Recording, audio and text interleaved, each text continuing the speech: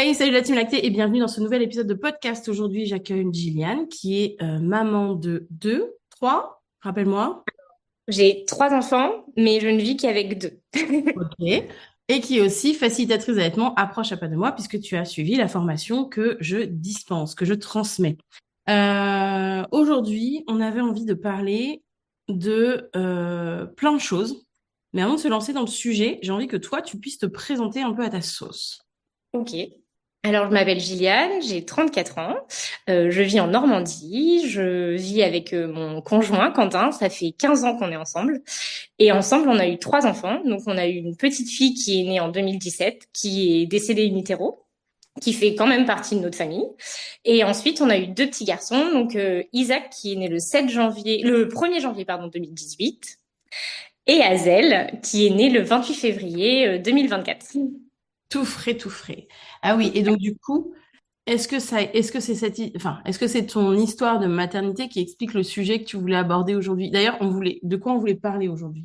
Alors, il y avait dépression du postpartum avec Mhm. l'allaitement et la place du coparent. La dépression du postpartum, toi, c'est quelque chose que tu as vécu du coup? Ouais. En fait, je pense que j'ai mis des œillères un long moment dessus parce que poser le mot dépression, ça voulait dire que j'avais pas. Pour moi, j'avais l'impression qu'on collait une étiquette de pas avoir fait le deuil du premier bébé, alors que Mhm. c'était pas du tout ça. C'est donc en fait, je me suis mis des œillères très longtemps. Et quand Isaac a soufflé sa première bougie, il y a un truc vraiment où je me suis dit j'ai le droit de dire que ça va pas. Et c'est pas pour ça que ça remet en cause l'envie d'avoir Isaac et ça change absolument pas nos vies. Mais il y avait quelque chose d'ancré profondément qui me donnait l'impression que si je disais que ça n'allait pas, les gens, ils allaient pas comprendre. Du genre, bah, t'as perdu un bébé, là, t'en as un, qu'est-ce qui fait que ça va pas dans ta vie, en fait? Ça y est, ton but, il est atteint. C'est les injonctions sociales au final qui t'ont empêché de craquer parce que c'est Ouais. ah ben ça va, t'as un bébé en pleine santé, c'est bon, tu pourras en faire d'autres. C'est ces injonctions-là que t'avais peur de te manger et qui a fait que tu Exact. t'as rien dit. Ouais, exactement. Et pourtant, j'étais hyper bien entourée. Quentin, ça a été mon rock toute cette période. Nos familles aussi ont été d'un soutien incroyable. Mais en fait, je me suis pas permise de dire que ça n'allait pas. Donc, j'ai beaucoup intériorisé. Ça a beaucoup pêché sur ma vie de maman, de jeune maman, dans mon allaitement, dans ma façon d'être avec Isaac. Lui, il le ressentait. Donc, en fait, c'est un bébé qui pleurait énormément, qui dormait pas, qui avait énormément besoin de nos bras. Et en fait, on est rentré dans un cercle vicieux, quoi. Il y a eu combien d'écart entre votre choupette et Isaac? Ils ont pas un an. Ils ont pas. Euh, non. Théa est née le 7 janvier 2017 et Isaac est né le 2 janvier 2018. Léa, c'est ça? Théa. Théa. Ok, Théa. Mm. Ah oui, oui, ça fait pas un an, effectivement. Mm. Toi, quel regard tu poses là-dessus? Pourquoi toi, moi j'amène des idées, mais pourquoi toi tu crois que tu t'es pas autorisé? Est-ce que tu avais des modèles de ce que nous on appelle les femmes fortes autour de toi, ou tu n'avais pas le droit de flancher non plus? Qu'est-ce qui t'a... Est-ce que c'était la matrescence aussi, peut-être? On dit toujours que la matrescence, alors il y a plein de chiffres, on le sait, hein, il y en a qui disent que ça dure 6 mois, d'autres 3 ans, bref, la matrescence c'est propre à chacune. Est-ce que tu crois que tu n'étais peut-être pas encore sortie de cette première matrescence avec Théa? Et que du coup, tu as enchaîné avec celle d'Isaac et que tu as pu réagir un peu plus souvent. En fait, je pense que quand on a perdu Théa, la conversation a été de se dire, le but c'était de créer notre famille. Elle est plus là aujourd'hui, mais c'était toujours notre envie. Mm. Donc, j'ai pas repris de contraception. On s'est relancé dans le projet. Par contre, à côté, on se faisait suivre par une psychologue qui m'a Ouais. suivie longtemps. Et quand je suis tombée enceinte d'Isaac, je pense que les hormones, tu vois, ça a pris un peu le dessus. Je me sentais trop bien en fait. Je peux pas expliquer. Genre, ça y est, je revivais une grossesse. On savait ce qui avait pas fonctionné, donc j'étais suivie. Donc en fait, tout allait très bien se passer. Forcément, c'était quelque chose de médicalisé, alors que moi, j'avais pas du tout cette image-là de ma grossesse. Je voulais enfin, le moins possible. J'aurais voulu un accouchement chez moi dans une piscine si ça avait été possible. Enfin, donc il y a plein de choses qui ont été chamboulées, mais je me suis adaptée à ça jusqu'à l'accouchement d'Isaac où en fait, eh ben, rien ne s'est passé comme prévu parce que j'ai eu une césarienne parce qu'il était en siège. Il s'est jamais retourné. Donc je me suis dit bon bah on fait avec, il est en bonne santé, le but c'est qu'il soit là. Sauf que on a été séparés à la naissance. En fait, je l'ai vu, Quentin est parti avec, et on me l'a ramené 2 heures après. Et en fait, j'ai eu une sensation quand on l'a posé sur moi où je me suis dit, ça y est, on a réussi, il est là. Mais en fait, maintenant qu'il est là, qu'est-ce que je fais? Genre, le monde pesait sur mes épaules. Tu vois, je me suis dit, il est là, j'ai réussi, mais maintenant, comment je fais pour le protéger de tout ce qu'il y a autour de nous? Tu vois, il y avait... Je me suis adaptée. Et quand j'entends ce que tu dis, je me dis, est-ce que par hasard, tu t'es adapté ou tu t'es suradapté, vu que t'as pas eu le temps de digérer peut-être tout ce qui s'était déjà passé. Bah, en fait, j'ai eu l'impression de m'adapter et surtout de me laisser porter tout le long. En fait, j'avais l'impression de pas être décisionnaire de mon corps. En fait, la première grossesse, j'avais l'impression d'avoir du pouvoir. C'était moi, je décidais, tu vois. Et en fait, mon corps, il m'a fait défaut. Ce bébé, j'ai pas réussi à mener cette grossesse à terme. Je me suis pas rendu compte que quelque chose n'allait pas. Tu vois, mon corps, je lui en ai énormément voulu pendant des années, peut-être encore même aujourd'hui. Je pense que j'ai du mal à reprendre le poids en me disant, en fait, je sais pas vraiment si je ressens vraiment les choses ou pas, parce que j'ai pas senti quand elle est morte, tu vois. Est-ce qu'on en veut à notre corps? Notre corps, il est indissociable de nous, t'es d'accord? Et c'est quelque chose Mm. qui me parle, hein. J'ai une Ouais, saison ouais. d'urgence, j'en ai beaucoup voulu aussi à mon corps, de m'avoir lâché, etc. Et en fait, avec le temps, je me dis, est-ce qu'on en veut? En fait, comme tu dis, est-ce qu'on se met pas des œillères en disant, ouais, j'en veux à mon corps, genre, ce serait quelqu'un d'autre qui aurait enfanté à notre place, alors que c'est nous. Est-ce qu'en fait, c'est pas à nous-mêmes qu'on en veut, mais en fait, pour quelque chose sur lequel on ne peut pas avoir la main. On a beau porter la vie, on a beau la créer. On a beau pouvoir porter la mort, c'est vrai aussi, on n'a pas de pouvoir là-dessus. On ne peut pas choisir ce qui va se passer. En tout cas, pas aujourd'hui. Et je me dis, est-ce qu'on dit pas j'en veux à mon corps parce que ce serait trop dur de se dire j'en veux à nous-mêmes et en plus ce serait totalement incohérent parce que qu'est-ce qu'on peut s'en vouloir à nous d'un truc qu'on peut pas contrôler?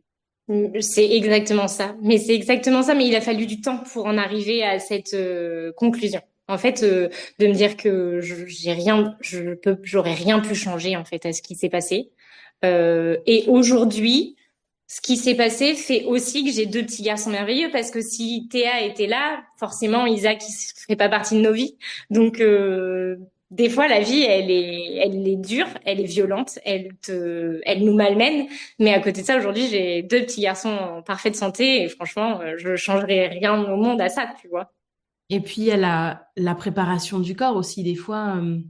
Enfin, je sais que moi j'ai fait des fausses couches avant aussi d'avoir les enfants.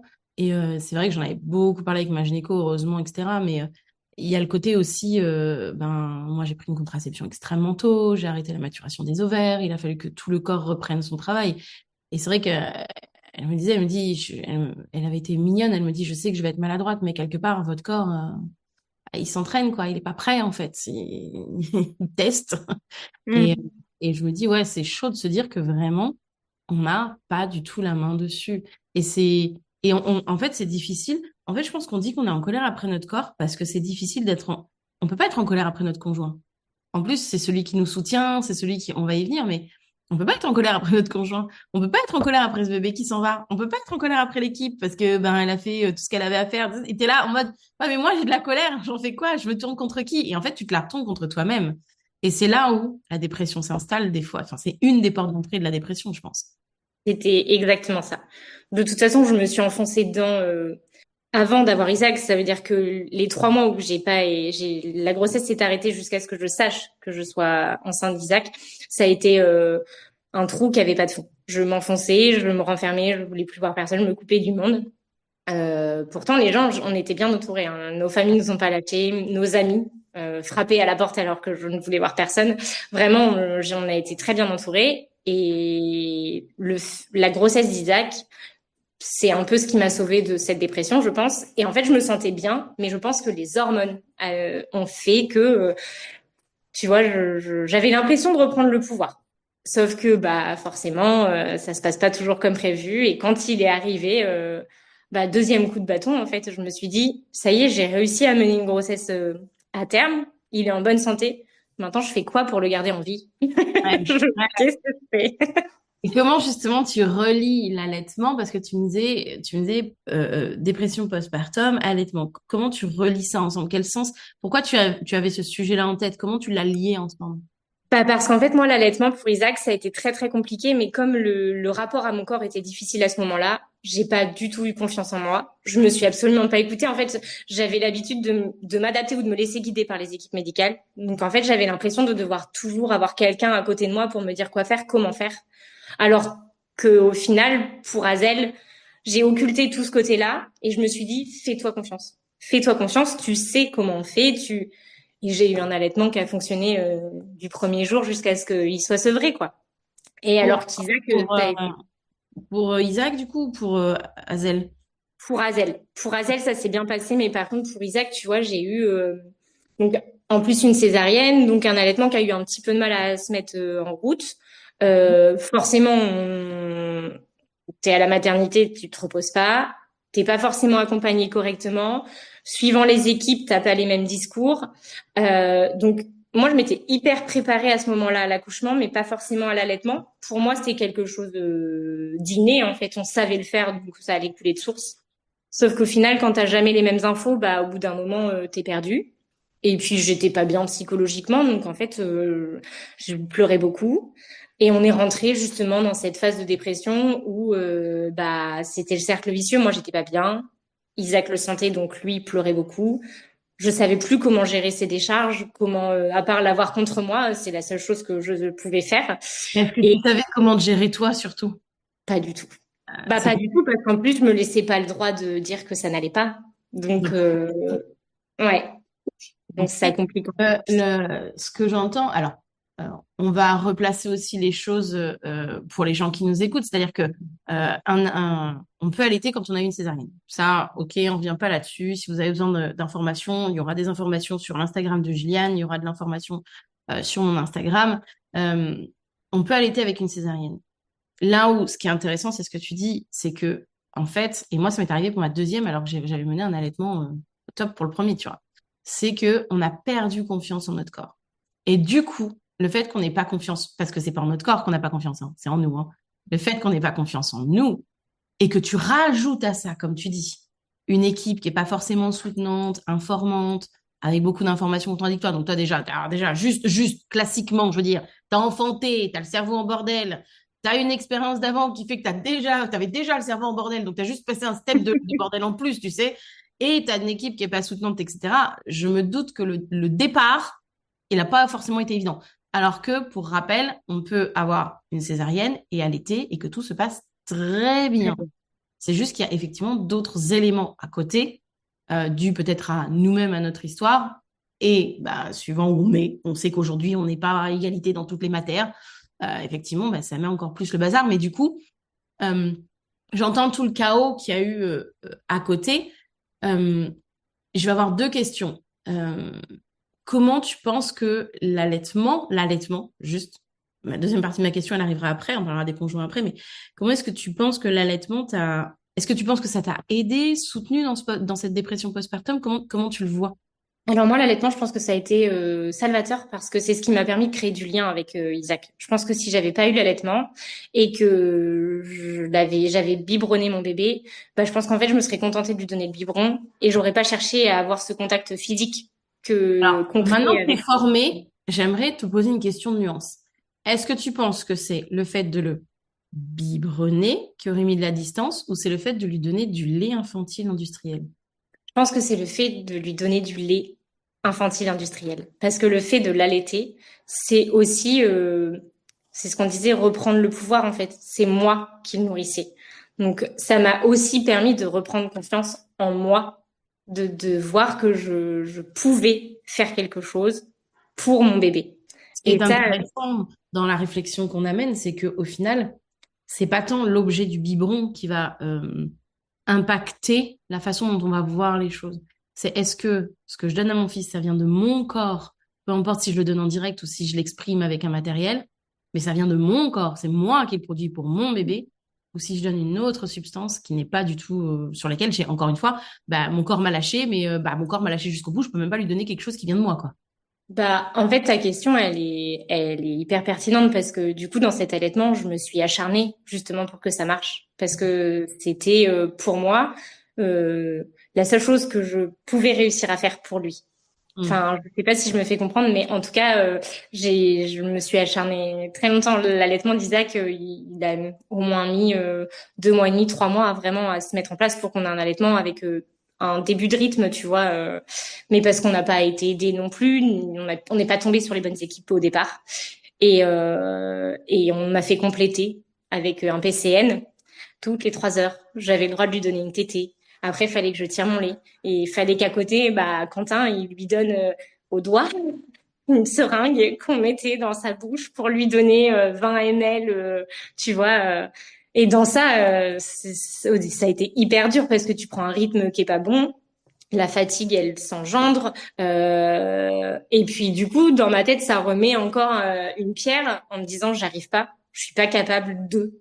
Alors que une fois qu'on a déconstruit ça et qu'on retire les pierres une à une, eh ben clairement tu reprends le pouvoir, tu sais que tu es capable et ça glisse tout seul En quoi. fait, ce qui est puissant, c'est que tu as porté la vie jusqu'au bout, tu as enfanté. Alors, même si c'était une césarienne, je veux dire, il a bien fallu qu'il sorte, hein. Oui. Comment te dire, se faire découper comme une dinde à Noël, c'est pas plus fun que d'avoir un petit compte en Non. bas. Hein, on est bien d'accord. Donc, quand même, hein, on est allé. Et tu la nourris, tu vois, quand même, la puissance, elle est reprise. Est-ce que tu penses, et pour le coup, c'est une question qui me vient vraiment comme ça, parce qu'on parlera de Quentin après, mais est-ce que tu penses que pour le coup, toi qui as fait la formation de facilitatrice d'allaitement, approche à pas de mots avec nous. Est-ce que tu penses que pour le coup, avoir une FDA avec toi, ça aurait pu te réempouvoirer, on va dire, euh, dans tout ce que vous avez vécu. Bah Et complètement. surtout. Complètement parce qu'en fait tu vois quand j'ai terminé la formation de FDA, la première chose que j'ai dit à Quentin quand on a fermé l'ordi sur la dernière session, je lui ai dit mais si j'avais eu toutes ces informations, toutes ces clés et une accompagnante qui aurait pu me donner ces informations, ça aurait tout changé. Et c'est surtout que le positionnement qu'on voit, c'est que c'est la relation d'aide au service de l'allaitement. Et c'est ça qui fait la différence, en vrai. Ce Mm. que j'entends dans ton histoire, c'est que c'est Ouais. ça. Tu aurais eu besoin, et on va y venir, peut-être que tu l'as eu autrement, on va y venir. Tu aurais eu besoin de relation d'aide, en fait, de quelqu'un qui, comme on le dit en formation, va te souligner la moindre petite victoire, va te démontrer par A plus B qu'en fait, ton corps, il est grave en train de faire le taf, etc., quoi.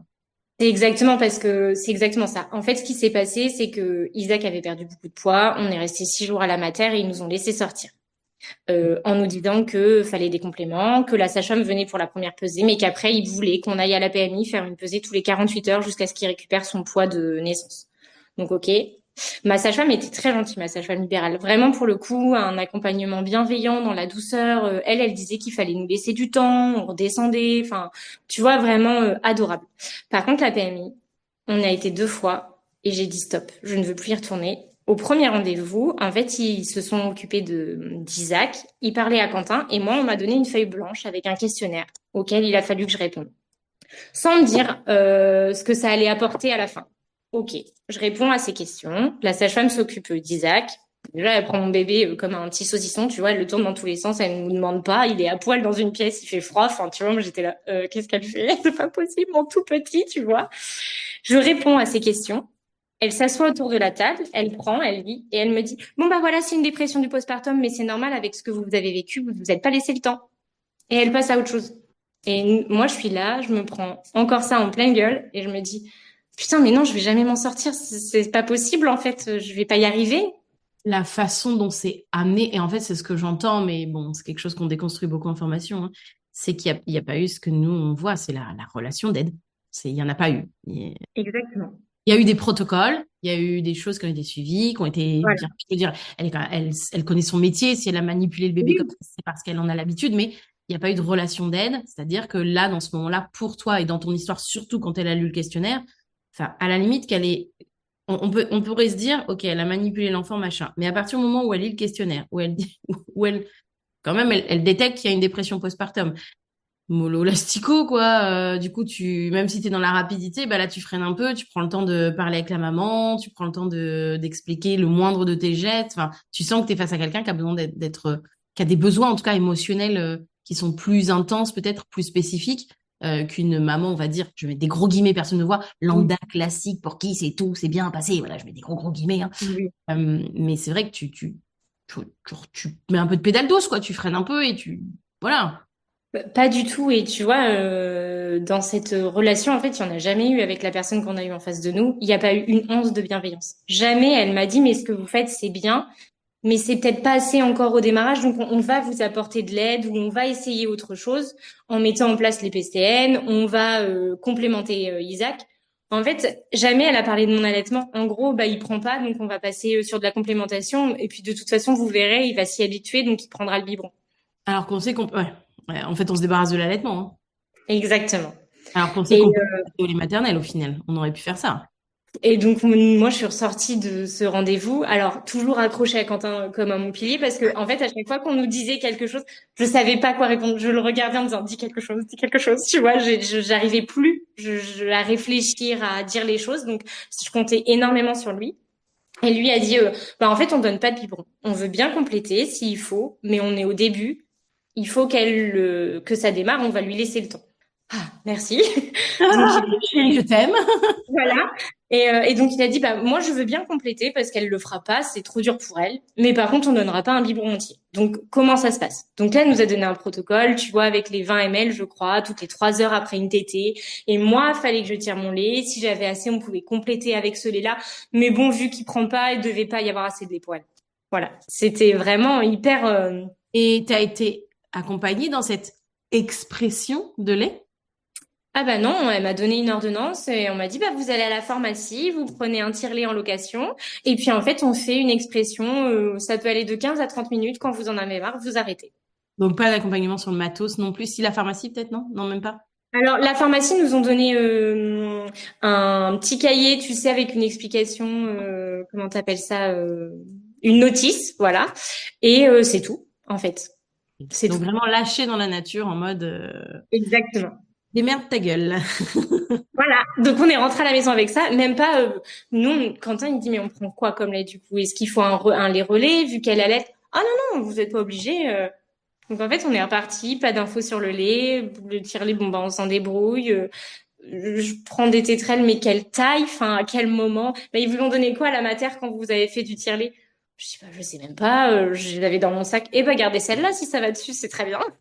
Oh, ah ouais, vraiment Ah ouais non impeccable. mais On aime. voilà. Mm. Euh, comment t'as réussi? Par qui? Enfin, tu disais, vous avez une famille, etc. Mais on entend beaucoup le nom de ton chéri revenir. Ça a été quoi finalement? Parce que quand tu as évoqué le sujet, tu m'as dit dépression postpartum, allaitement et place du coparent. Mm. Bah, en fait, je pense que cette dépression était vraiment tout le long en fond de mon allaitement.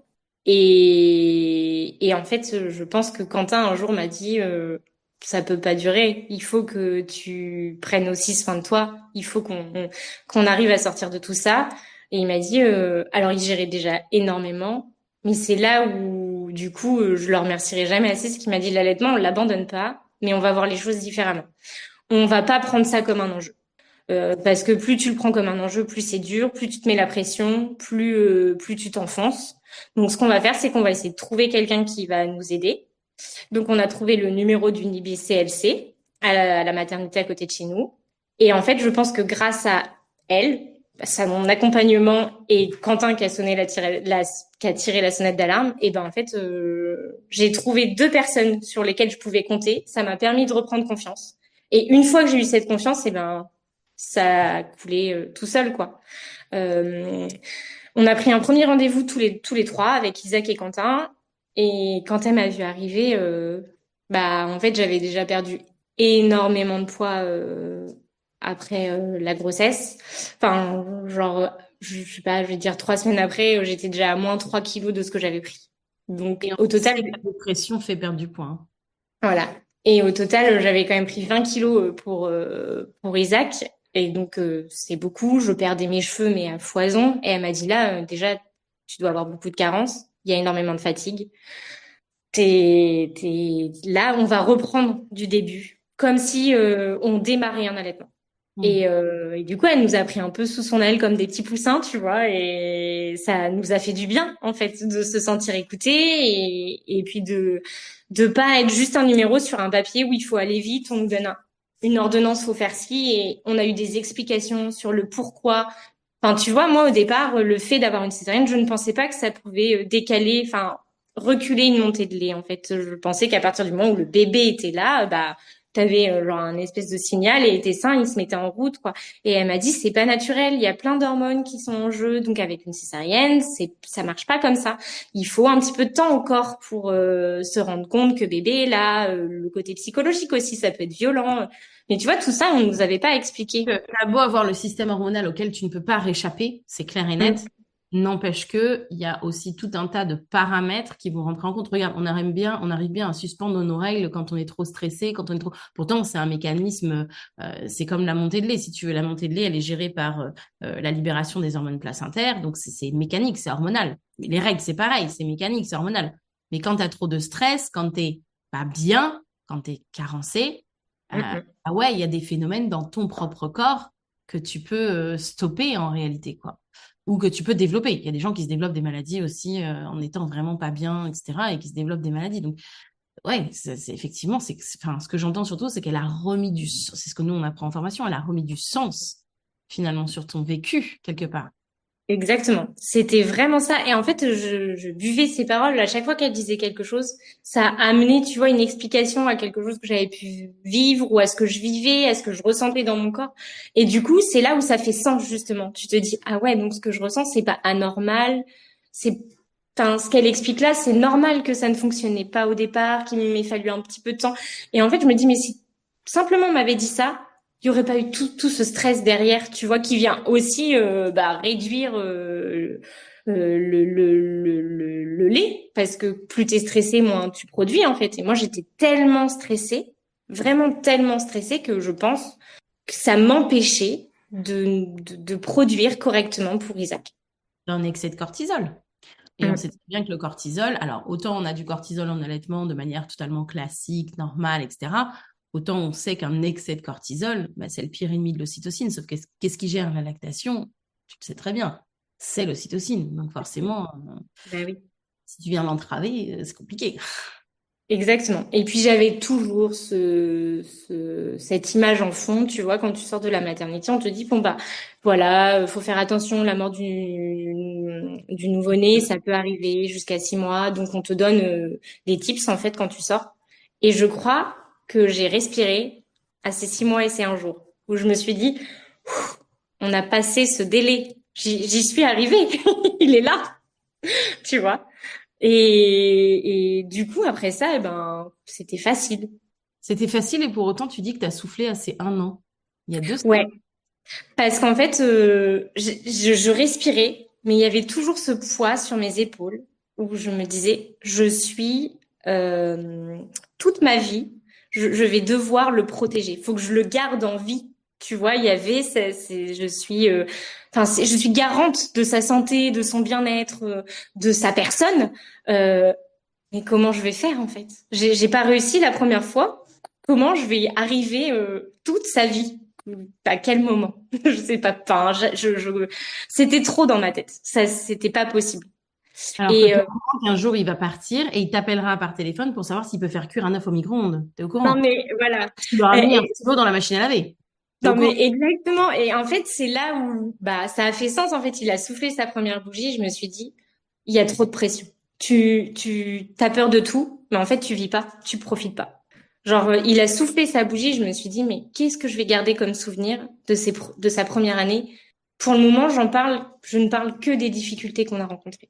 Mm. Alors qu'à côté, on a vécu des moments, mais tu vois, on en parle en formation, mais tous ces moments un peu suspendus, la nuit, on vivait beaucoup la nuit.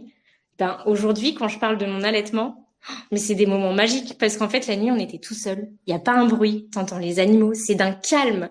Tu l'as contre toi, tu lui parles, tu le berces. C'est des moments magiques. Jamais ça reviendra. Aujourd'hui, il dort dans sa chambre. Il dort la nuit. Il vient pas se lever contre moi comme il pouvait faire bébé, tu vois. Mais ça, à l'instant T où je le vivais, j'étais que dans ça passait en boucle dans ma tête, genre on s'en sortira jamais, il pleure, c'est parce que je le nourris pas assez, j'y arrive pas, c'est trop dur, je suis pas une bonne mère, il peut lui arriver quelque chose, je peux pas gérer. Enfin, tu vois, c'était en boucle dans ma Mm. tête. Est-ce que tu as réussi depuis à, même si c'est rétroactif, à te faire un genre de petit mémo, de petit carnet où finalement tu te poses et tu essaies de repenser à tout ce qui a pu être positifs dans cette première année et tu te les écris pour que à chaque fois où finalement tu te dis, ah non, il y avait ci, il y avait ça, bah tu dis, hop, hop, hop, hop, hop, je reprends mon carnet. Ah mais non, en fait, il y a aussi ça, il y a aussi ça. Histoire de, tu sais très bien ce qu'on fait en formation de mindsetter, d'inverser un petit peu le mindset ou pas? Et ben en fait, je l'ai fait une fois qu'on en a parlé en formation. Je me suis dit, c'est trop bête de pas le faire parce qu'aujourd'hui, j'arrive à voir le bon côté de cet allaitement la nuit, tous ces moments précieux là. Et je me suis dit, j'ai envie de lui transmettre en fait, qu'il sache aussi Est-ce que que tu as c'était été beau. au-delà de la part allaitement? Est-ce que tu arrives à avoir des souvenirs de trucs que vous avez fait dans sa première année? Je sais pas, la première fois qu'il a mis les pieds dans le sable, la première fois qu'il a été en Ouais. piscine. Maintenant, j'y arrive. Maintenant, Est-ce que tu je l'as l'ai vraiment. noté dans ce carnet? Ben non, je crois que j'ai gardé que la part allaitement, tu vois. Moi, je dis ça, ça peut être Non, upgrade. mais c'est une bonne, c'est un bon exercice aussi. Ça permet de garder des moments précieux aussi. Ah, c'est surtout qu'on sait très bien que le cerveau est un fucking drama queen, qui va garder que ce qu'il y a de négatif, tu vois, et que finalement, dans les moments où ça va pas, bah, tu peux aussi te dire, bah si, mais on avait fait ça. Ah, mais je me souviens, ces petits pieds, ces petits machins. Ah, mais je me souviens. Oh, il a vu peur de l'eau en plus, on s'était foutu de sa gueule avec son père. C'est vrai, c'est des trucs, tu sais, après, tu t'y réfléchis, t'es là, oh, quand même. Et je pense que c'est des choses. Est-ce que ça, Quentin, il arrive à te le remémorer, par exemple? Oui, oui, parce que Quentin, en fait, il s'est rendu compte que moi, ça n'allait pas, mais je pense que du coup, il compensait. Alors, quand on en parle, pour lui, les 4 premiers mois ont vraiment été durs parce que les nuits étaient difficiles, parce que c'était un bébé colique, parce que c'était un bébé qui pleurait beaucoup, on pouvait pas le poser, tout ça. Mais en fait, quand il en parle, bah, maintenant, on se rend compte que tout ce qu'il était, c'est aussi parce que nous, on était peut-être stressés et pas forcément bien dans notre rôle.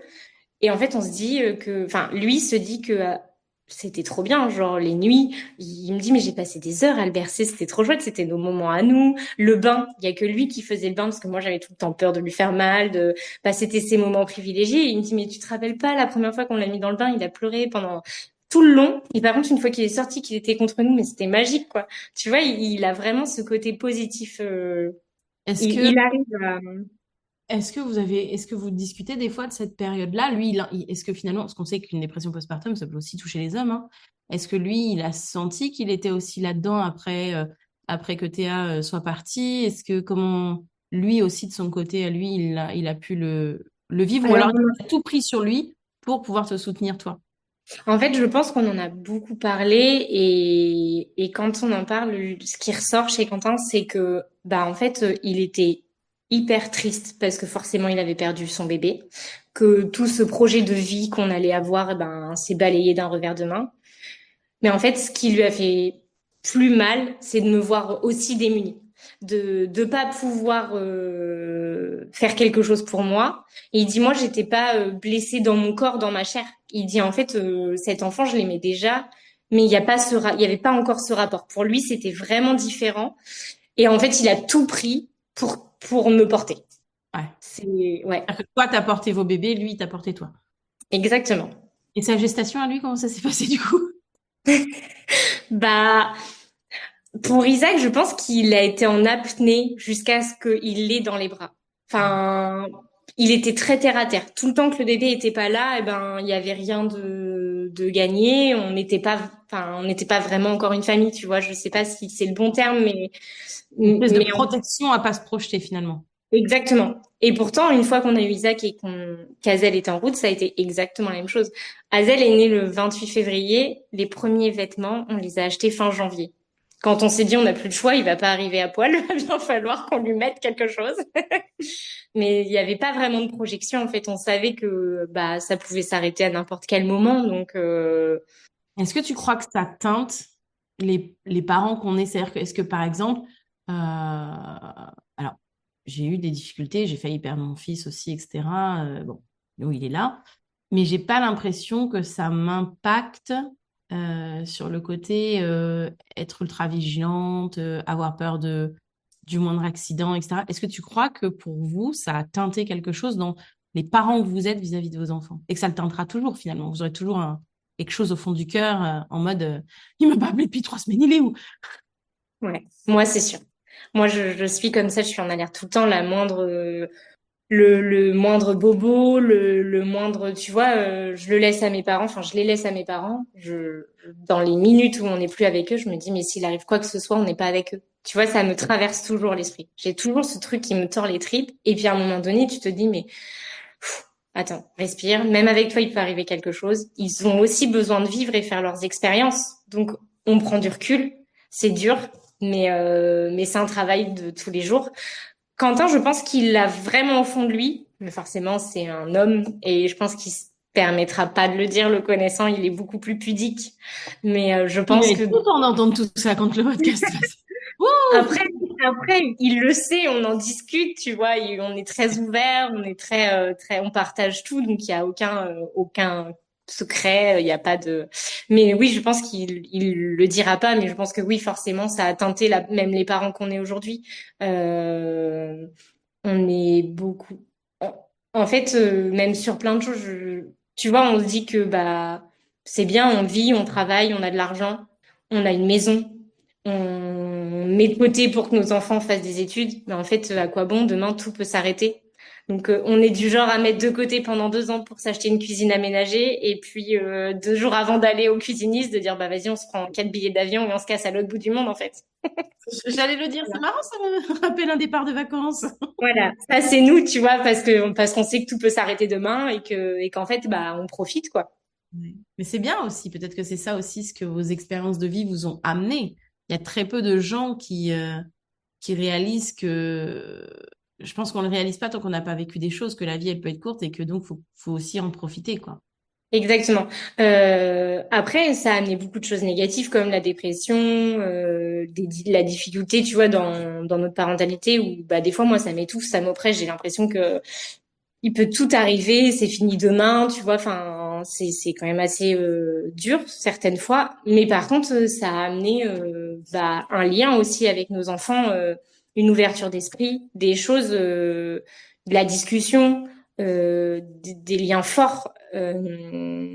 Par exemple, de partir en voyage, de préférer se créer des souvenirs. Ça, c'est quelque chose peut-être que si on n'avait pas vécu, ben on serait peut-être un peu plus matérialiste et acheter une cuisine, tu vois, en se disant il faut absolument le faire, être dans un cadre précis, tu vois, vis-à-vis de la société. Et Est-ce que tu penses que, on sort complètement de l'allaitement, mais c'est ce que j'aime avec ce podcast, est-ce que tu penses que d'avoir côtoyé la mort clairement de si près vous amène à dévorer la vie, on va dire, de manière plus consciente? oui, bah oui. En fait, même après, il y avait le fait d'avoir côtoyé la mort, enfin côtoyé. Oui, on l'a vu de près. En fait, on a perdu notre bébé, donc forcément. Il y a une envie de vivre. Il faut que tu reprennes le pouvoir sur la vie, en fait. Faut pas que ce soit la mort qui l'emporte. Une Donc en fait, injonction ou est-ce que pour vous c'est plus un moteur? Il y a des gens pour qui ça devient vraiment une injonction, ça devient vraiment, on peut pas faire autrement que de vivre. Est-ce que pour vous c'est plus une injonction ou plus un moteur en fait, en mode, allez, on en profite, on se crée plein de choses. oui, euh, c'est ça, c'est un moteur. ouais. C'est pas une obligation, tu vois. C'est exactement la discussion qu'on a eue quand on est sorti de la maternité après Théa. On s'est retrouvés chez nous. Tu fermes la porte. Bah, au lieu d'être trois, t'es deux. Tu te retrouves un peu comme deux cons. Et en fait, t'as deux choix. C'est est-ce qu'on choisit de continuer à vivre ensemble, de faire des projets, de croquer la vie à pleines dents, ou et alors est-ce qu'on laisse tomber, on vit, en fait, on vivote. Est-ce On vivote, qu'on ouais. on laisse passer les années, on fait peut-être notre vie en ayant des enfants, mais sans vraiment le vivre pleinement, avec toujours ce regret de ce premier bébé et cette peine ancrée. Et on a eu une très longue conversation, et en fait, on s'est dit, on veut pas être comme ça. Mm. On veut pas. On s'aime vraiment, on s'aime fort, et en fait, on peut pas vivre comme ça. Même pour elle, en fait, elle voudrait pas nous voir comme ça. Enfin, en tout cas, c'est à ce moment-là ce qu'on se disait. Et c'est aussi ce qui nous a mis un coup de pied aux fesses, en fait, de se dire que bah elle a pas elle a pas la chance d'être là et de vivre, mais nous on va le faire pour elle et on va faire plein de trucs. Ouais, ouais. C'est fou comme ça peut booster des choses. Enfin, en tout cas, ça peut booster des manières de voir la vie différemment. Complètement. Parce que moi j'étais un peu peureuse, tu vois, prendre l'avion, sortir de ma petite ville. Enfin, je le faisais, mais j'étais jamais vraiment sereine. Je suis de nature anxieuse, donc j'avais toujours ce petit truc qui me retenait. Et en fait là, je sais pas, ça a coupé un cordon et faut vivre. Faut Est-ce- vraiment. Tu vois, on parlait d'allaitement et tout, mais tu disais, tu auras toujours peur pour les garçons, etc. Est-ce que le fait de les allaiter, ça a quand même eu un impact psychologique, émotionnel sur le fait de te rassurer vis-à-vis de la vie finalement? Parce que nourrir de son lait, c'est faire don de vie aussi. Bah, en fait, je pense que c'est aussi ce qui a été salvateur et un peu comme une thérapie pour moi. En fait, le fait de les nourrir, ça voulait dire que j'étais capable de les faire vivre. Et du coup, déjà, rien que ça, en fait, d'être là dans les débuts de leur vie, de les nourrir. En fait, c'est moi qui les rendais vivants Mhm. par le biais de mon lait. Et du coup, c'est ce qui a permis de rendre les choses fluides par la suite et de rendre cette vie beaucoup plus simple. Je sais pas si... Capable de les protéger aussi ou pas? Oui. Oui, ah oui, par contre, le fait de l'allaitement, ça a aussi été ce biais-là parce qu'en fait, ben, ça rend un peu louve. Genre, tu les nourris, tu les protèges. Si t'as pas envie de les donner, ah, là, il a faim. Hop, tu vois, c'était ce côté. Ouais, je vois. Et question qui fâche, comment tu as vécu les sevrages du coup? Très mal, Ouais. très mal. Euh, Isaac, il a été sevré parce que je reprenais le travail et du coup, c'était compliqué pour moi de tirer mon lait au boulot. Si j'avais demandé, il y aurait pas eu de souci, il y avait aucun problème là-dessus. Mais les conditions dans lesquelles je reprenais faisaient que c'était compliqué. Et en fait, à Zell, le sevrage, bah, ça a été hyper rapide, confusion au moment où on a mis un peu d'eau, tu vois, à table, on a essayé plusieurs contenants. Et du coup, quand il revenait au sein, il prenait plus correctement. Il en voulait plus du tout la journée, mais il tétait la nuit, 15 tétés, enfin c'était que ça. Il dormait encore avec nous. Et puis en fait, du jour au lendemain, il m'a dit bah non, enfin il m'a poussé et pourtant je sais, hein, je restais torse nu, tu vois. Je dis, bon allez, si jamais sur un malentendu tu veux bien revenir.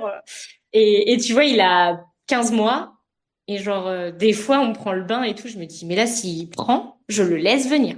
C'est je veux pas. C'est j'ai très très mal vécu. Ça a été beaucoup de larmes de me dire que ça y est c'était fini.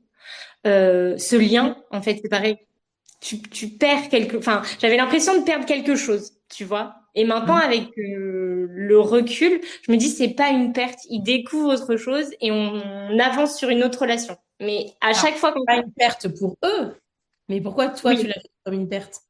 je crois que je suis pas prête à les voir grandir. Je pense que ça fait partie de de tout ce package de parents. C'est qu'en fait, à partir du moment où tu passes des étapes, tu vois que la vie, elle avance. Et même si on croque la vie, qu'on est hyper content de les voir grandir, parce qu'il y a ça aussi.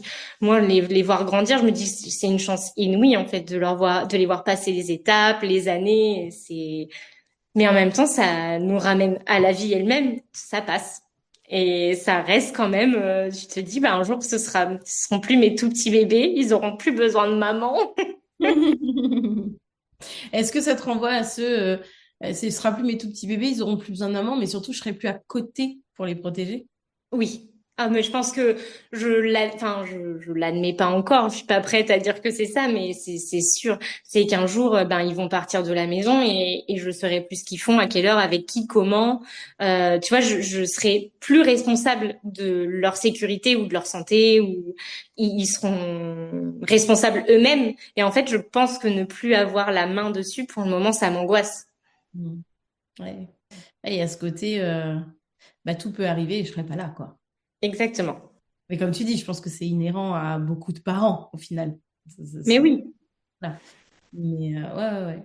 Si tu avais, peut-être qu'il y a des mamans qui vont nous écouter, qui ont vécu la même expérience ou qui sont peut-être en train de la traverser, tu vois, cette perte comme ça peut-être d'un tout premier bébé, et puis on en a d'autres, etc. Le couple dans tout ça. Qu'est-ce que tu aimerais dire à ces femmes-là? Vous vivez la pire chose qu'on peut vivre, je pense. C'est quelque chose dont on se remet jamais vraiment. Il- À un moment donné, on va arriver, comme tu dis, à un rond-point. Il y a des chemins, on le choisit. Elles feront leur propre choix. La seule chose, c'est qu'il faut qu'elles s'entourent de gens qui vont les soutenir, qui vont les aimer. Que, au départ, on a l'impression que tout s'arrête. Vraiment, c'est Enfin, t'as l'impression que ta vie, elle est finie. Il faut se laisser le temps, il faut s'écouter, mais qu'un jour, bah, la vie, elle reprend, et elle reprend pour être belle. Et quand on fait le choix de la vivre, elle est vraiment belle.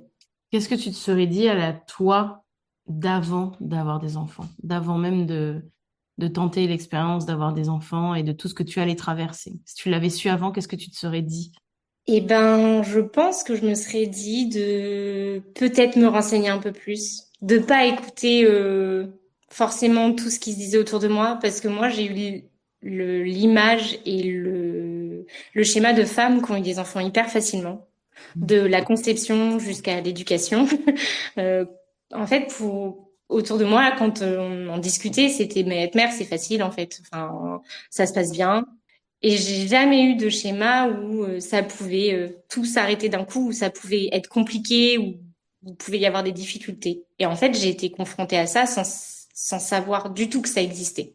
Ouais. Et en fait, peut-être que si j'étais juste, je l'avais entendu à un moment que des fois, ça pouvait être difficile, que nos corps, il pouvait avoir des drames, mais qu'on n'était pas responsable. Bah, peut-être que j'aurais été moins dure avec moi-même, m'en serait peut-être moins voulu et ça aurait peut-être changé beaucoup de choses. C'est un magnifique message et vraiment, j'ai vraiment envie qu'on se laisse là-dessus. Et tu l'as dit, c'est le côté, si j'avais su qu'il y a des choses qui peuvent ne pas se dérouler convenablement dans le corps, dans mon corps, bah, j'aurais aimé savoir que ce n'était pas de ma faute en fait. Et je trouve que c'est un très beau message parce que l'ayant moi-même vécu, tu vois, je pense que j'aurais bien aimé l'entendre aussi avant de se dire, bah, c'est pas toi en fait, ça arrive. Voilà, Voilà. ça arrive. Ça arrive en fait à plein de femmes, sauf que c'est très tabou. Ça arrive à plein de femmes et ça détermine pas les capacités de notre corps derrière, puisque tu as quand même pu allaiter, moi de même, et d'autres. On pourrait en citer d'autres, on en connaît nous en interne d'autres. Euh, donc ça ne va pas définir les capacités de notre corps, ça va pas définir la maman qu'on va être, ça ne va pas définir la femme qu'on va être. C'est juste que bah il y a un bug dans la matrice, ça arrive et comme des petits informaticiens, on se renseigne, on s'informe, on est soutenu, hein, on a des conjoints, des informaticiens, des régies, comme on les appelle, des amoureux qui aussi sont là et nous soutiennent là-dedans. Et je trouve que c'est un beau message de fin, en tout cas, que tu laisses. Merci. Merci à toi pour cet épisode. Merci à toi pour ce podcast. Vraiment, à moins que tu aies envie de rajouter quelque chose, ce sera avec grand plaisir. Eh ben non, franchement, je pense qu'on a vraiment fait le tour. Et puis surtout, écoutez-vous. Et il y a un partenaire aussi qui vous écoute et qui vous respecte dans vos choix et qui vous aime. Voilà, c'est Il y a un vraiment Quentin dans votre vie, visiblement. voilà, un Quentin. Ok, bah écoute, je te remercie beaucoup pour cet épisode de podcast. Hyper intéressant, hyper enrichissant. Et puis, sur ces beaux mots de la fin, moi je dis à bientôt à tous nos écouteurs. C'est pas du tout le mot, pas du tout, mais vous avez compris, d'accord? Et je vous dis à bientôt pour un prochain épisode de podcast. Salut!